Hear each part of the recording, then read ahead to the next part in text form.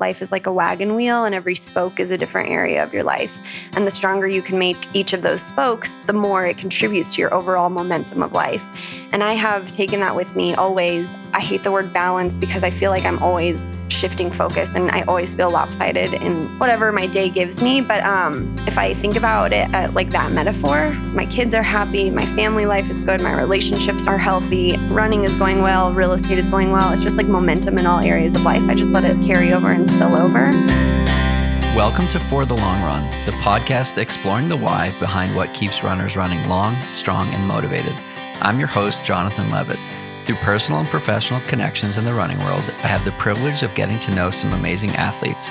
I've always been fascinated by the psychological aspects of running and what helps people to achieve success, however they define it, and this podcast is aimed at exploring this and much more. I hope you enjoy. This episode is brought to you by Freedom Solar Power. When I first started looking into solar, I thought it would be a clunky and expensive process. I've learned it isn't nearly as hard as you think. Freedom Solar Power makes it simple. They provide a turnkey solution that is focused on educating their customers on the experience from installation to everyday use and savings. They ensure you have all the information needed to make sure going solar is right for you. From firsthand experience, it makes sense both financially and for the environment. With no down payment required, solar not only adds immediate value to your home, but it's also great for the environment and might even provide immediate savings, not to mention the year-end tax benefits, a credit of 26% this year.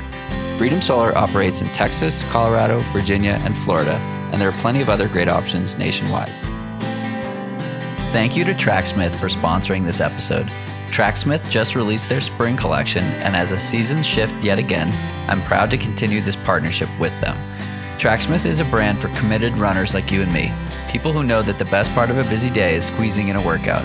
They offer products for training, racing, and rest days, which you know I'm a fan of, and create experiences that make running more rewarding, more connected, and more meaningful.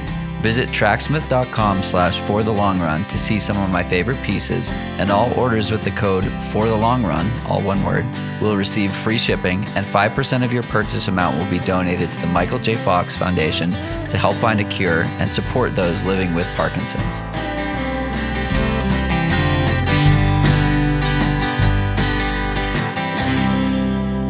And welcome back. We are here in Boulder, Colorado with Sara Vaughn.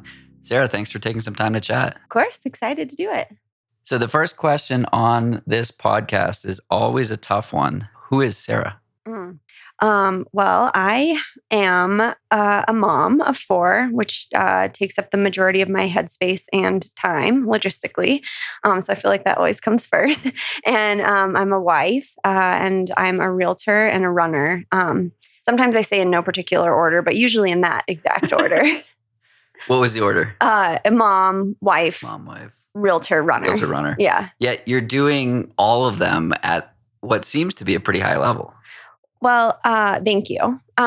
Definitely can't slack on the mom thing ever. That's, number one priority always. My husband probably tells you I suck at being a wife at times. I definitely try to never disappoint my clients, but I'm human also. And then like running, I feel like I usually am good at like getting my runs done and my workouts done, but like the recovery and the little things, those are always the first thing to fall off my plate. Do you think a lot of, I guess we're just going to dive right into it here. Let's do it. Do you think that having the structure in those 3 other areas has taken some of the pressure off of the running and has allowed that to be better, particularly of late? Yeah, I think if we're talking post-collegiately, my running really didn't take off until I started making money as a realtor and found some stability in that, whether it was like real financial stability or just like in my own head, feeling like I was contributing to the family economy rather than just taking from it. When I met that need, I then was able to like take off in running. I would say that was like, I needed to do that first in order to be able to reach the next level in running. Was there like a tangible shift, or did at one point you were like, this feels different? Yeah, it wasn't, I wouldn't say it was like overnight. With real estate, like a lot of sales jobs, it takes a couple of years to get things going and get to the point where you're making real money and consistently doing that. So it took a couple of years, but there did come a point. We were living in Portland for 2 years. We were super broke and I was just sick of living that way. And I knew I needed to get a job. So like that was sort of an overnight shift in my mind was like, I need to start making income from another source. And I wanted to find a way to not let go of running, but I knew that that had to be deprioritized. So that shift was overnight. And then like the being deliberate about that and gradually getting, carving out my niche in real estate and building my career, that took some time. I'm always curious about the intersection of two things going well, right? Like it's 2022 and it's quite a time to buy or sell. And your training and racing has been fantastic. Yeah. And your family looks happy and, all these other things. How do you rectify or how do you balance two things that opportunistically can be really strong? Yeah. When I was in high school, I went to a camp with Ed Eyestone, who I'm sure you know that name. He was a really good marathoner and coach at BYU. And he used the metaphor that I think his coach gave him. And he said, life is like a wagon wheel and every spoke is a different area of your life. And the stronger you can make each of those spokes, the more it contributes to your overall momentum of life. And I have taken that with me always. I hate the word balance because I feel like I'm always shifting focus and I always feel lopsided in whatever my day gives me. But if I think about it at like that metaphor, if my kids are happy, my family life is good, my relationships are healthy, running is going well, real estate is going well. It's just like momentum in all areas of life. I just let it carry over and spill over. But balance is tough because I do feel like I'm always shifting focus and like reprioritizing even throughout the day. I love that wagon wheel analogy. I had Mary Johnson on the podcast in the summer of 2020, so it would have been episode 70 or something. And she talked about like seasons of life. And another metaphor that I liked a lot with this was Lindsay Krause talking about life, running, and work as different ends of a triangle. And if you push too far with one, it collapses. Right. If you go too far. But you can bring it one way for a while, but you have to, right that ship. And I think that wagon wheel, like the stronger each piece is, the stronger it all is. I love that. And I will say like my family, especially the girls as they've gotten older, they're on board with like these short term, the marathon is perfect because there's an end date, there's an end goal. And, right now they're seeing the light at the end of the tunnel. And when I'm, distracted or trying to get extra sleep or when we're really running focused, like they know it's temporary. So it's season of life and they know that. And afterwards things shift back to them and, all the priorities flip over. So just like being really honest with them about that and talking about that too. And just saying like, this is a season of life. This is a short-term, not sustainable thing. What is that? We have a brief dog interruption. So apologies to those who can't see Alfie right now, but I promise, there you go. He wanted to join in. So how do your kids interpret the, right? Because they're old enough to understand what you're doing. How do they see this all? Well, the older two are definitely old enough. The 6-year-old and 2-year-old are still kind of like just they go with the flow. When I was getting ready to run my first marathon, my 11-year-old was like, she meant this in the most honest thing and the most honest way, but she goes, can you even run 26 miles? Like, are you even going to be able to finish? She's like, your goal is to finish this marathon, right? And I'm like, yes. The goal is definitely to finish this marathon. But so like in a way they understand. And then obviously my oldest one is in high school and she's starting on her own running journey. So that's been really neat to like see her actualize like stuff that I've been talking about forever. So I don't know. They're each in a different stage being 4 years apart. And it's kind of fun to watch them like grasp different concepts with running. At what point did they decide they wanted to start running? Kiki was pretty recently, my oldest. She was a pretty serious dancer for a while and just got to the point where it wasn't serving her anymore. And, we tend to gravitate and enjoy the things that we're good at. And she was good at dancing, but she was also really good at running. And, it's fun to win races. So she's been winning and She's been doing well. So she's like falling in love with it on her own terms. And that's all I ever want for them if they want to run, is I just want them to love it the way they need to love it. I've talked with Kara Goucher a lot about Colt getting into running and just like the hands-off approach that she and Adam have taken when it comes to like fostering the love of a sport, let alone the same sport. I'm curious how you approach that. I struggle with not being overbearing when it comes to her running, but I definitely abide by the philosophy of listen to your coach. Like, I do not coach her in any way. I try not to give her race plans. I only give her advice if she asks. I just default to her coaches because they're wonderful people and wonderful coaches. And, I also, that's how I coach other parents as well. I'm like, leave your kids alone. We're in an era too where coaches are knowledgeable. There's information available. Like, there's a lot of really good coaches out there. Particularly here in Boulder. Yeah. And so Kiki's in good hands. And I just, again, like Kara, hands off. So jumping back to a conversation, similar topic to a conversation we were having before, what is it with realtors and running fast? There are a few. I don't know. I will say, I get that question kind of a lot. And I think that running and real estate as like careers go hand in hand really well logistically. For example, most people don't want to look at homes at 8 a.m., so I can get my 2-hour workout in and not really feel like I'm taking away from my clients. And then, maybe get my double in or recover during the day. And then I'm working, nights and evenings. With track, it was a little harder because I was traveling a lot. What it's not conducive to is family life, like real estate and family life. That is at conflict all the time because I need to show houses and be available when other people are too, which is after work hours. Right. So it's a little hard on that balance, but running and real estate, those can jive really well. One of the top tips that Mike Wardian told me a few years ago was just always be moving and not moving quickly, but like after you do a workout, keep moving. After you do a race, keep moving. So like I've met my realtor, Lauren, after she did a 20 miler, she's like, as much as I'd like to be sitting on the couch, this is probably a good thing. I think of it that way too, like active recovery. The worst part for me is getting dressed though, like after a really hard long run. And I just, maybe I'd get a chance to take a shower and then I have to like put on dress pants and dress shoes. That's the worst part. But you're right. You just wear the Team USA. It depends on who I'm meeting, right? Like if I'm meeting another runner or something, I'm like, guys, I'm going to show up in running clothes today. They're like, great, us too. If it's about half my client, well, maybe a little less than half my clients are in the running world and the rest of them have no idea that I run. So it's more like the Sotheby's like network getting those types of clients where it's like referrals for the others. Yeah, exactly. So I almost have to like switch personas there, but. So only a couple more realty related questions before we dive further into the running side of things. But as a realtor in 2022, for someone who's interested in home buying, what would you tell them? Get a good realtor. Honestly, like I've been in this business for almost a decade now, actually. And I feel like I've seen it all. And you just really have to have someone who's in the market a lot, like doing a lot of business to understand how the market's really working. Because this weekend was different than last weekend.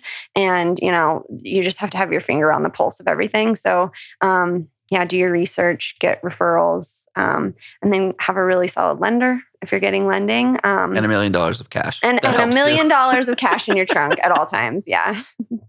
And waive inspections. Just kidding. And give up all of your rights as a buyer. And yeah, exactly.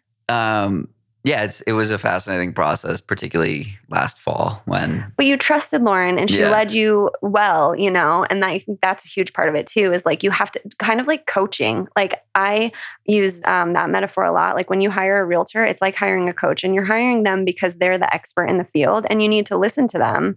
And, I mentioned earlier, I'm dealing with a tough client and it's like hiring a coach and then doing your own workouts and then blaming the coach when the race goes poorly. Like, don't be that person. Listen to your coach / realtor. I had a coach say once, when you go off plan, it's really hard to get back on. Yeah. And it's the same thing.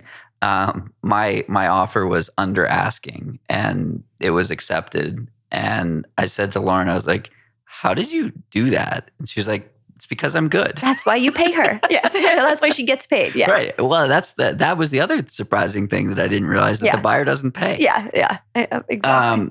So switching gears back to running. So Boston is coming up this weekend. What are you most excited for? Just another opportunity. Like I am excited, CIM was a great first marathon.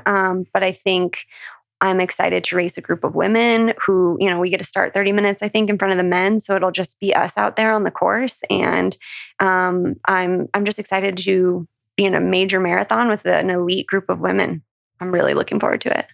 You crossed the finish line at CIM. It was the fastest debut? One of the fastest debuts. What's that feeling like? I didn't know that stat when I crossed the line. I didn't know that list or what those numbers were. I just know that when I turned that last corner, I was like, if I sprint, I can stop the clock before it ticks over to 27. The next number, that was the only thing that was on my mind, was like, kick it in. I didn't know about the debut list or anything. I did sort of have an idea that if I ran about that time, I'd be like top 5 for the year, which was exciting. I don't know. I mean, I'm still so new to the marathon that I'm still getting really familiar with times and what they mean on different courses. I knew it was the course record, which to me, like looking at the history of that race and who's run it, I was pretty proud of that.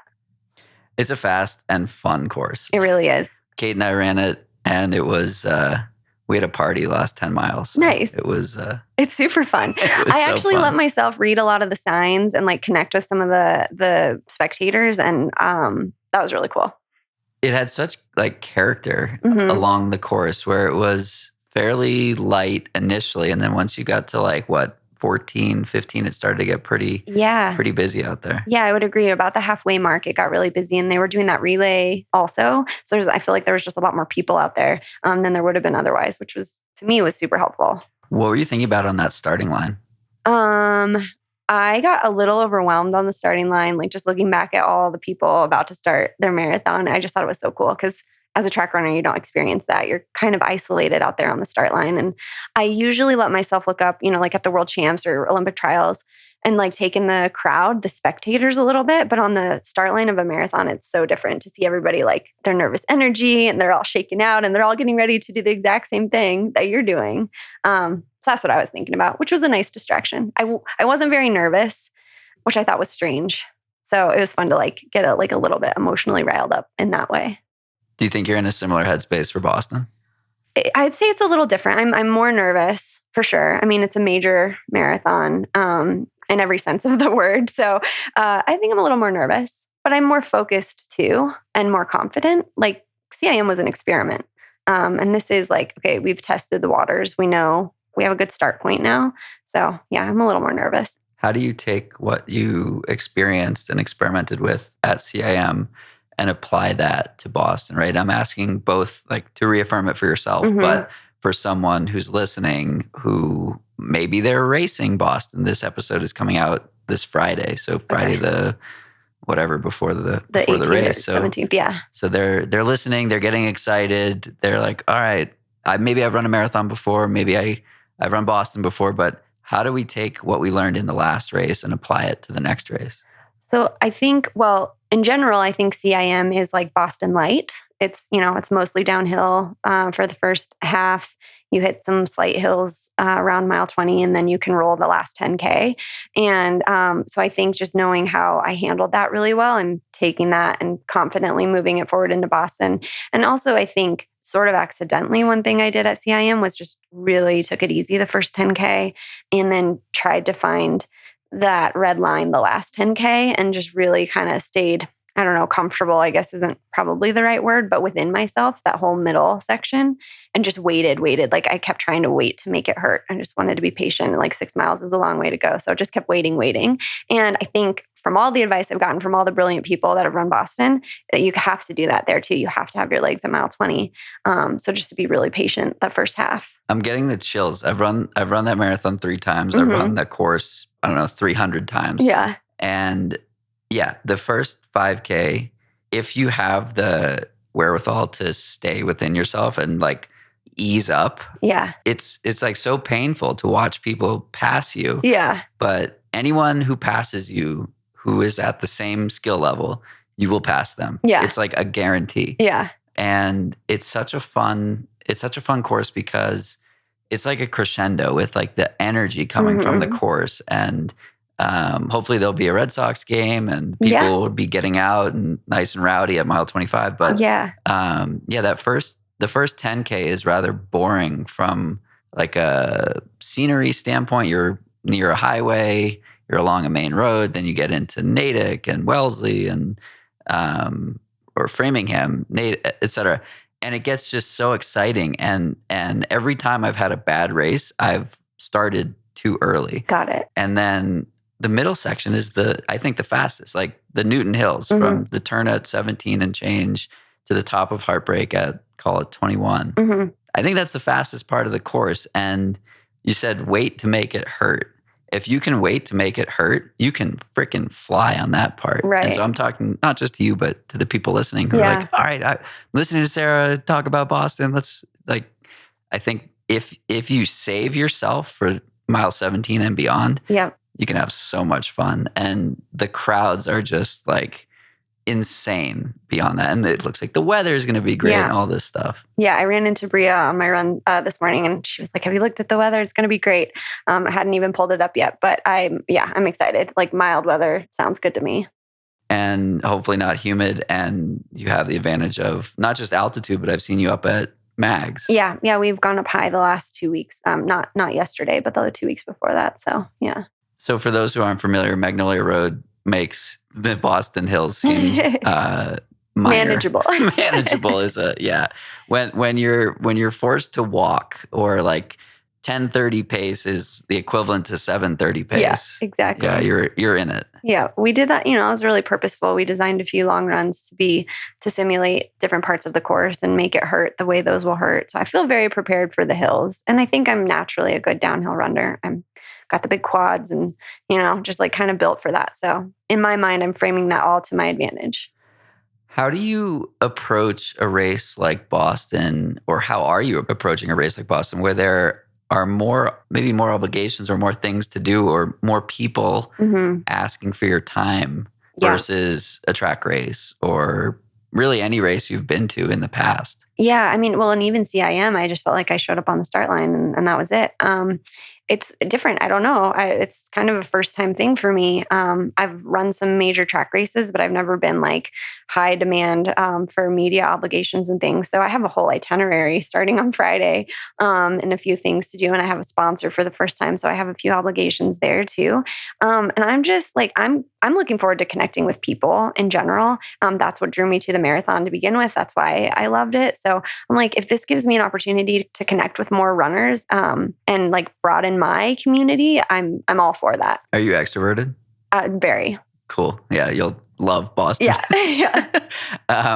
So I've run it 3 times and I've been there a handful of times. And this year I'm going purely for social stuff. Nice. And I had one year where this was 2017 and I basically did everything wrong. Like everything I would tell people not to do is what I did. Yeah. And mile 7, I'm like, well, I'm done. This is terrible. Oh, no.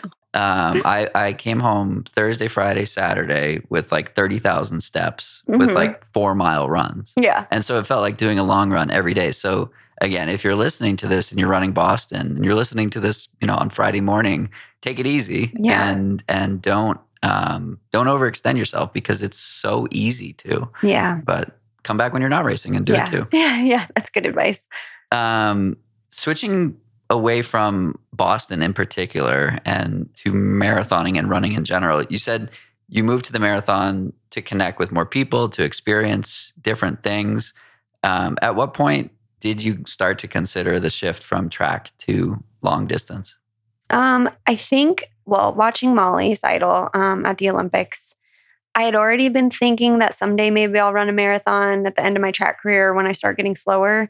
And then just watching her, I was actually warming up for a mile, but delayed my warm up to watch her finish and earn her medal. That's when I was like, okay, I got to do one of those like sooner rather than later.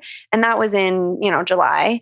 And then at the end of my track season, I took my break. And the past several years, we've been building miles in the fall, just kind of inching it up a little bit each year. And we're planning out my fall training and I'm doing like all these 100-mile weeks, 110-mile weeks. And I'm like, this looks like marathon training. Like, can we just put a race at the end of it? And like, that will get me through it, because doing all those miles and those hard, long workouts that I historically haven't been good at and also don't enjoy, I needed some extra motivation, and a race at the end of that. Like, and we looked at the calendar, CIM just fit it perfectly. Like it wouldn't, if I wanted to go back to the track this spring, it wouldn't have interfered with that. And it was just like the perfect motivation to like get through all those hard, long workouts. Thanks again to Freedom Solar Power for supporting this episode of the podcast and our environment by providing an easy, green energy source. The buying process was fascinating and eye-opening, and I am excited to pay my learnings forward. If you're curious about going solar in your home, message me on Twitter or Instagram, and I'd be happy to help your journey by providing some great resources. Freedom Solar is a full-service solar company that's been installing solar panels and backup power systems since 2007. They operate in Texas, Colorado, Virginia, and Florida.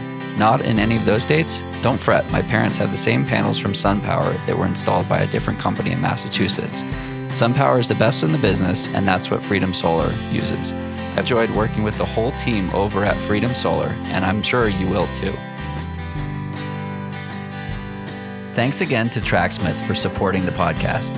I'm proud to partner with Tracksmith, and they're going to donate 5% of your order value to the Michael J. Fox Foundation for all orders, and you'll also get free shipping.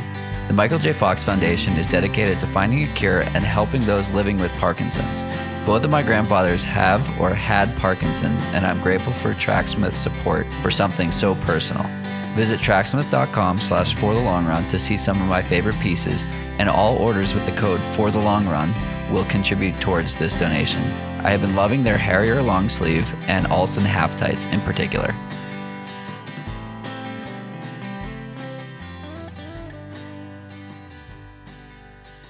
So where did the motivation come from? Do you find yourself to be internally or externally?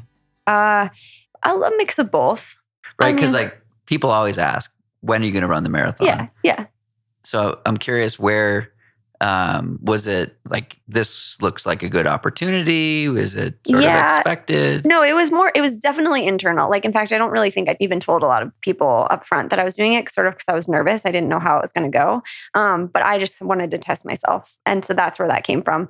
Although I will say, like, my entire career, I've had different agents and coaches tell me I should run the marathon. So it was nice to have that like in the back of my mind. Do you think that was because they saw the talent, or do you think there's that inherent like, all right, eventually it's going to happen? I think, well, one agent when I was first out of college watched a track workout and he was like, you're built like a marathoner. You should just, start focusing on that. And that was years ago. And then, Brent's seen it in training. Like I've been able to knock some 20 milers out of the park when I'm getting ready for a 1500. And he's like, kept trying to edge me that way. He tried to get me to do the 5K last year. And, I did the steeplechase to avoid the 5K. That's how badly I didn't want to do it. But, he's been sort of pushing me that way for a while. So to me, it was easier to just like jump to the marathon than to go through all the like steps of 5K, 10K, half marathon. Like I just wanted to try it. Cool. Yeah. It was fun to see just like how happy we ran. Did you do 20 that day? At Mags? Yeah. Yeah. You were just like, first of all, I'm never that energized after a 20 miler, sometimes I guess. But, and then we got decent bagel and maybe that was what it was. But I think there's so much value to like finding joy in the process. And like you found a community here that not just people to run easy with, but like people to run hard with. Yeah. Was that intentional? Is that just sort of who you are or some combination of both? I think some combination of both. Like we said, I'm extroverted. I like people. I like to be around people. But, I think when I started doing some long runs with Boulder Underground, I just craved being around them. Like, I just like their energy. I like all the people on the team and company through those torturous long runs. I can do easy runs and track sessions by myself all day long, but the long runs is what I really, wanted help with. And having that, do drink support and then just having like people alongside to suffer with, feel like that's super special. And if you have an opportunity to do that, and I've been on different teams throughout my career, and it just, sometimes I can't fully commit to a team because of all my other obligations, but to be able to run with them on the weekends, on long runs. For the long run. Exactly. It has been so wonderful. I feel so blessed and thankful for them. Yeah, it's super cool. I think I've had some conversations on the podcast about the value of a team. And there's some data that looks at achieving potential, comparing collegiate athletes to individual pro athletes. And in terms of like living up to their potential, there's so much that can be, for the right people, there's so much that can be brought out from this team environment. There's plenty of data on like you actually recover faster if you socialize with people. And And then being in it with people and like suffering together, I think there's so much value. Me personally, like the way that they do long runs and the ability to finish fast and just like have fun the whole way through. Yeah. There's so much value in that. I think if you're listening and you haven't done a group long run, like try it. Yeah. Maybe it's not for you, but maybe it really is. Well, and it doesn't always match up perfectly. Brent does coach me. I'm not coached by Matt Hensley, and sometimes they have different plans than I do. But to have company, even for the first half, to make the first hour go by so quickly, that's enough for me. It's better than nothing. And to me, I need that every weekend. For sure. So let's say you've spent the first half with people. You're now into the second half and you're solo. What's going through your head? Gosh, I solve the world's problems every week. Well, it's a good thing there are so many problems. Right? So many things to think about, like, oh, my city's on fire again. Great. How do I fix that? And, it's kind of amazing. This morning, I call it like the miracle of an hour run. Like, I started the run like pretty stressed out. And then just running all those problems through your head and letting it play out different ways. And then you get back to your car and you're like, nothing seems as bad as it did an hour ago. That's sort of the beauty of a run. Yeah, those feel-good hormones are a hell of a drug. Dreadful. I know, for sure. So while you're out there solving the world's problems, are you taking notes? I try. Sometimes I get back and I'm like, what did I just plan? I like had it all figured out and then I forget it all. Yeah, it's funny, like where your mind goes on these runs. I was talking with someone on the podcast, actually another Sarah, and we were talking about the fact that running podcasts exist, right? Versus like, are there basketball podcasts where people explain their why? Right. Like, maybe not. And my hypothesis was most other sports, you don't have time to think about anything besides your positioning or what you're doing, what your next move is. In football, you're not, standing on the line thinking about why am I here on earth? Right. Whereas in running, like you could be going to the well and you're not thinking about your steps. You're thinking about, why am I doing this? This is uncomfortable. This is painful. So I'm curious, outside of the ability to meet people and whatnot, what keeps you going? Well, running for me from day one has always been like meditation and therapy. Therapy through movement. And I do really process a lot of stuff when I'm running. So for me, that is why I will always run. I think for a lot of years, my primary motivation was competing, and I love to compete and I love to, win races and beat people. And I always thought maybe when I'm done competing, I won't run anymore. And I know now that that's like completely not true. I couldn't do life without this. I needed too much in a lot of ways, and mostly just like time alone, time to myself. I mean, somebody needs something from me from the minute I wake up to the minute I go to sleep. And so for an hour a day, I leave my phone in the car, or 2 hours a day, whatever it is. And nobody can need anything from me for an hour. And I just get to like make it hurt if I want to make it hurt, or enjoy myself if I want to do that, if that's what's on the schedule. So for me, it makes me a better mom and a better realtor and a better wife also. I talked at length about that exact topic, that some people see running as selfish and like you left your phone in the car and you can't be reached. Oh, that's selfish. I feel it's the complete opposite. Like, as you said, you are a better person. You are better in all aspects of what you do because you've taken that time for yourself. And I think I've talked about this on the podcast the last like 4 or 5 episodes. And it's something that I want to just like keep talking about, because I think that it is so important that like the world is crazy. There's a lot going on, and most of it we have almost no control over. Right. But we can control how we react to it, and we can control how it impacts our lives. Absolutely. And running allows us to like process and recycle these opinions and thoughts and like come back a better person, in my opinion. Yeah, no, you're right. I mean, I don't actually solve the problems of the world, but I usually feel a lot better about everything when I get back. And I usually feel like I have a good, course of action charted out. And I just like lately, especially been thinking about Lubov a lot. Like, I mean, she has the weight of the world on her shoulders. She's a Ukrainian, and she's a runner, and she still runs every day. Like, she's got to be so stressed, but she still prioritizes her runs every day. And I think that's a beautiful example.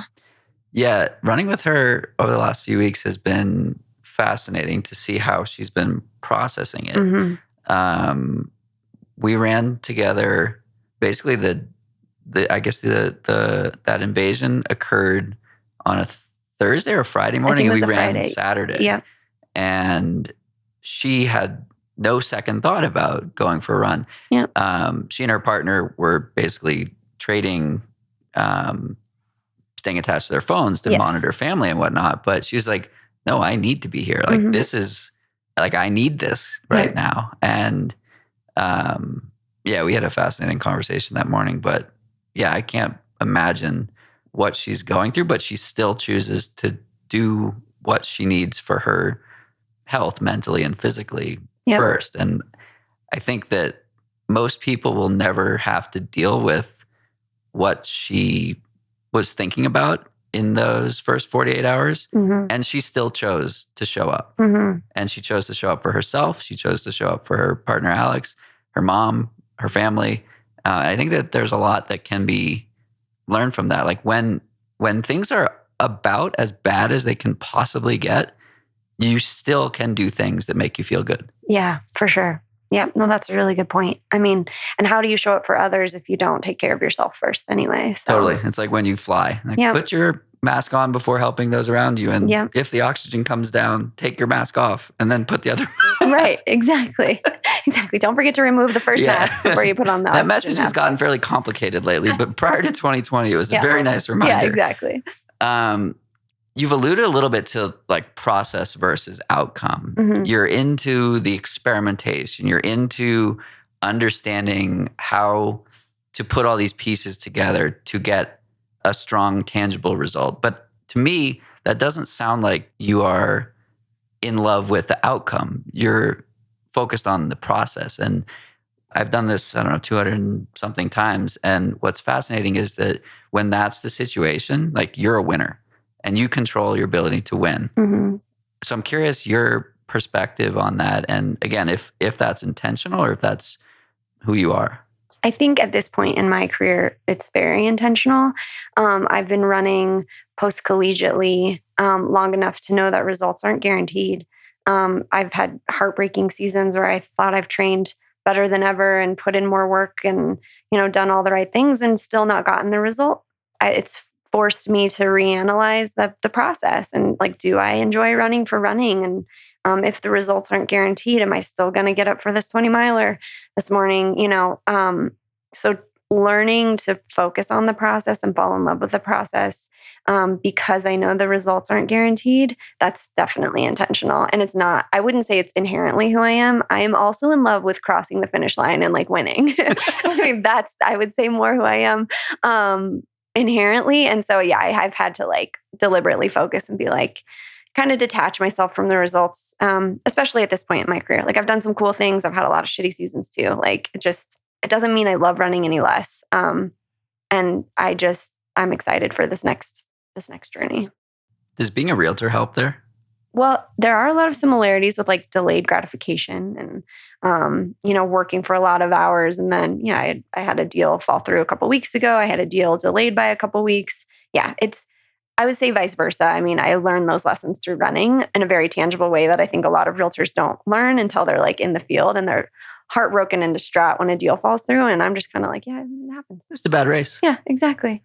There's so much overlap between endurance sport and sales in particular, but business in general. There's an article in Outside Magazine a few years ago now that talked about, or the hypothesis was, do endurance athletes make better employees? And the answer was yes. And it was both qualitative and quantitative. The general consensus is it prepares you for putting in the building blocks to achieve success. But again, process versus outcome. Yep. And nothing is like more, you can't eat the elephant in one bite. Right. Exactly. Yeah. And if you're an endurance athlete, like you're also tolerant of stress. And I just feel so like well worn or like weathered in a good way. Like nothing, it takes a lot to ruffle my feathers in real estate and in running. So, maybe that part of that's just experience too, and that I've been doing it for a while. Muscle memory. Yeah. If you could go back 10 years and talk to the Sara of then, what would you say? Well, that's about the time where I made a lot of changes in my life, and I would just probably reinforce, everything I was shifting towards then. Like, yes, get a job. Yes, become financially stable outside of running. Running isn't everything, even though it's special and beautiful. It doesn't have to be your whole world. And yeah, I think 10 years ago, I'd already been a mom for 10 years. I'd already been married for a while, well, 5 years. So I was already kind of like on this trajectory of life. So I think I would just say, stay the course. And fast forward 10 years, what would that Sara say to you? What would Sara of 10 years from now say to me now? Yep. I hope she says, stay the course. You're doing great. That's awesome. I love the like retrospection or looking ahead and attempting to learn what you're going to learn there. Yeah. What are you gonna be really proud of in 10 years? Oh, I mean, my family, they're amazing. And they're all, all my kids, they're unique personality wise and they're growing. And that's all I can hope for as a mom is just to set them up for life and to fight their own battles. And yeah, that's definitely For the long run. For the long run, that, I mean, the goal of a parent, right, is to let them fly the coop and make their own way. So yeah, that's definitely what I am most proud of and what I will be most proud of. What does success mean to you? Growth.